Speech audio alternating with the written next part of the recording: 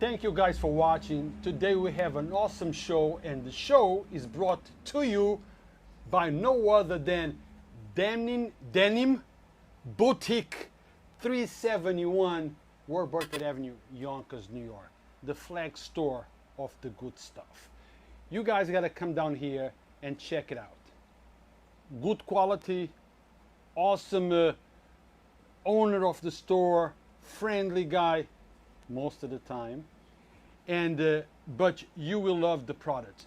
Sponsor, support, endorse your local businesses. Let's do more than just talk about it. Let's do more than just say, I wish this was this way, I wish things were that way. Let's be part of the change. Now, thank you for coming over. Thank you for stepping in. Critter, how did that name came about? It's actually a name that I got from my grandfather when I was a baby. That's how it goes. It goes way back to the day I was born. My grandfather said I looked like a little critter. So he started calling me Critter, then the whole family started calling me Critter. Ever since then, that's been my name. So, and it just stuck with me to this day. And that's how people on the street know you as? Yes, they know me as Critter. Some know me as Crittermake. You know, I got the name Make when I was, about 14 years old down in Ravine, because I had a reputation of making it happen. You know, making things happen. Like if you wanted something done, like, you know, or needed some help, I could make it happen. So actions, not words. Exactly. So, Critter, but you have a story. You have something to tell us. And Yes. that's what we connected, because I'm all to hear stories, experiences. Sometimes those stories and experiences are not positive. Sometimes they're not good, but they are what they are, and they make you who you are. Because we learn from our bad experiences, we learn from our good experiences, Yes, we do. and that's what makes us, right? So tell us a little bit about your experience. Well, my experience, I would say back in, the story begins in 1997 when I was falsely accused of a crime that I didn't commit, a robbery. Actually took place in my own building, and I was arrested, tried, and convicted, and sentenced to 20 flat in New York State Prison. And while inside there, you know, I fought tooth and nail, trying to get out on appeals, 440 motions, everything, trying to prove my actual innocence, but to no avail. I came down on a couple 440s, but nothing happened, so I wind up doing all that time. Now, Critter, if I go to a prison, if I go to a jail, and I ask the majority of the folks there, what did you do? Were you accused for something that you do? Most of the people would tell me, nah, I was falsely accused, I never did it, they set me up, they fabricated evidence. What makes your case different? Well, what makes my case different is actually within the DD-5s and all the statements and all the paperwork, a person could read it and be able to indicate that I'm innocent. I mean, the proof is in the pudding. Also, all the evidence that came forward while I was incarcerated serving that time will most definitely substantiate what I'm saying. So, do you think that we have a fair judicial system, or there is a bigotry, on how people of color and Caucasians are treated? I believe that it was set up, it was designed for it not to be a fair fight. So I say that to say, like for instance, like with my situation, when I went to trial, when I picked trial, I picked 12 jurors, whatever, it was very hard for me to get African-American jurors. And it's supposed to be a jury of your peers, right? So if it's a jury of your peers, I grew up around here, so I didn't grow up around white people like that. So the majority of the jury was white. And I think it's fixed like that because now with the white people, a lot of them don't understand where we come from. They never really experienced the things that we go through, being falsely accused, actually doing things. Not saying that everybody's an angel, but they think that the judicial system is just so perfect and that no mistakes happen. But it's been shown that a lot of mistakes do happen when people come back down on appeal and are released because they actually was innocent of the crimes that people said, of the jurors found them guilty of. So I hear you. Now, what do you feel about second chances? Look, I talk to lots of people and they tell me that most people that come out of jail go back to jail.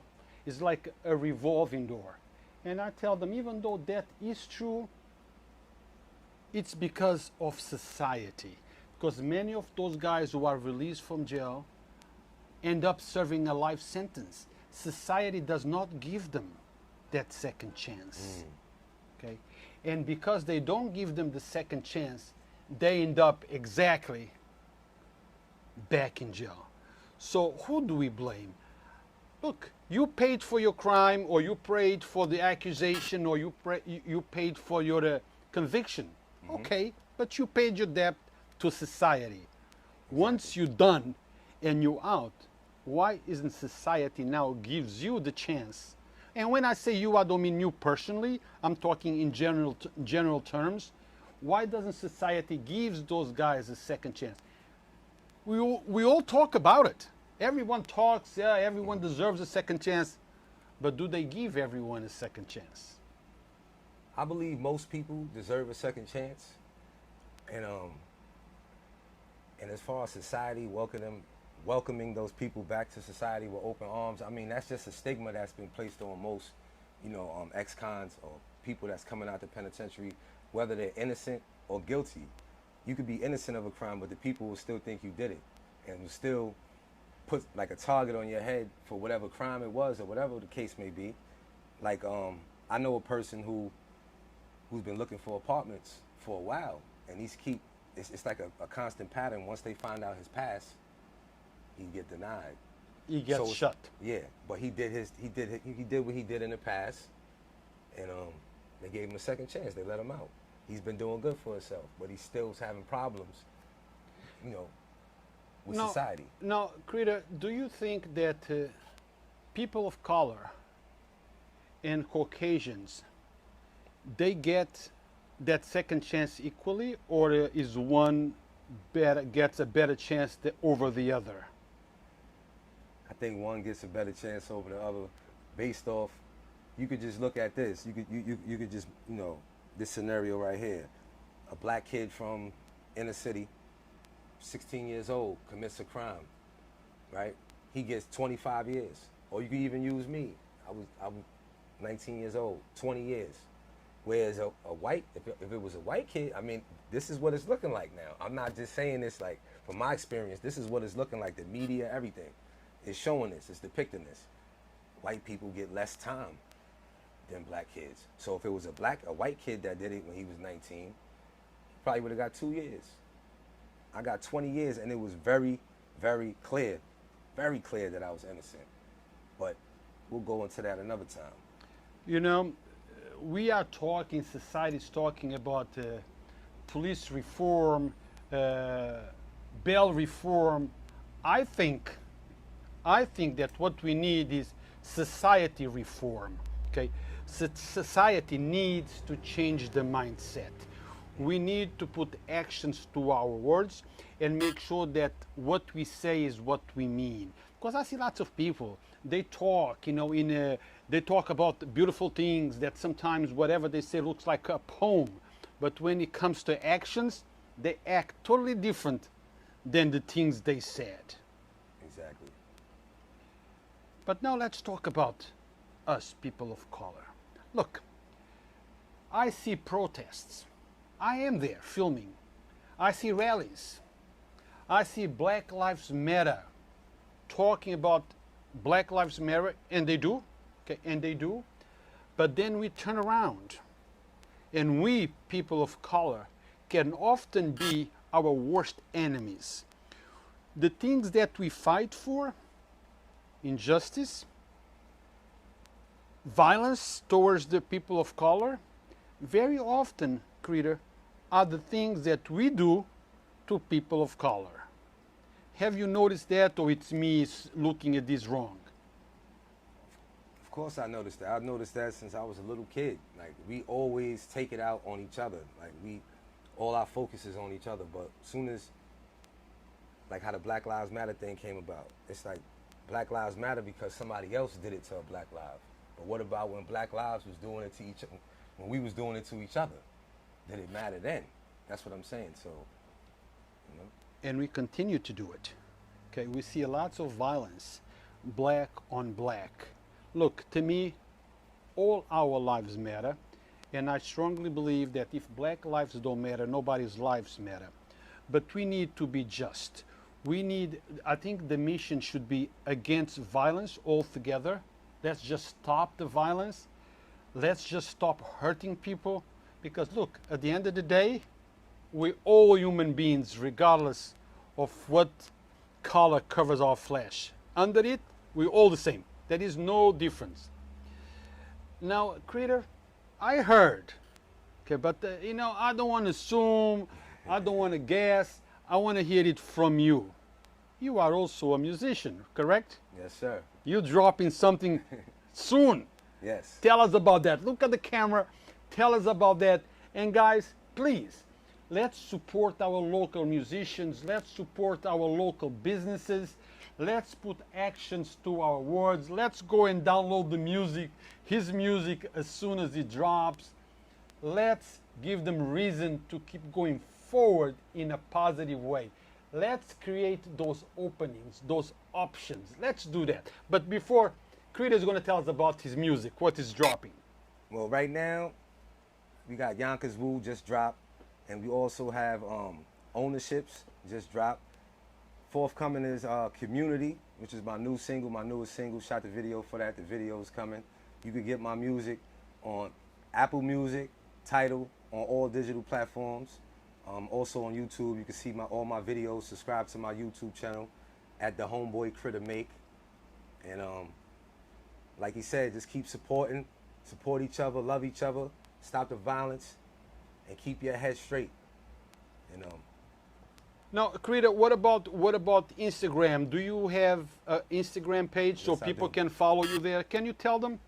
I'm on Instagram at Crittermake. Also on Facebook at Crittermake too. Now, guys, I don't know if you guys can see this beautiful hat and the goat. I am the goat. I am the goat.